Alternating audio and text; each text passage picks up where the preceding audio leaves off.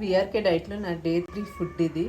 చూడండి ప్లేట్ ఎంత కలర్ఫుల్గా ఉందో. చూసేద్దామా ఏం ఐటమ్స్. ఫస్ట్ వచ్చి ఫ్లాక్ సీడ్స్, అవి సన్ఫ్లవర్ సీడ్స్, అన్ని సీడ్స్ మిక్స్ లడ్డు. ఇది చిన్నవి తీసుకున్నాను ఎందుకంటే ఆల్రెడీ నేను ఆ సీడ్స్తో వడ చేసుకున్నాను. ఈ వడ వచ్చి అన్ని సీడ్స్ మిక్స్. దీంట్లో నేను అడిషనల్గా సొరకాయ వేసాను. సొరకాయ వడలాగా చేసుకున్నాను ఇది. సో సొరకాయ వడ, క్యారెట్, హాఫ్ క్యారెట్ సలాడ్లో ఉంది, సో హాఫ్ క్యారెట్ తీసుకున్నాను. అండ్ ఇది వచ్చి బీరకాయ కర్రీ. బీరకాయ కర్రీ అంటే అది నువ్వులు ఫ్లాక్ సీడ్స్ పొడి వేసి చేశాను.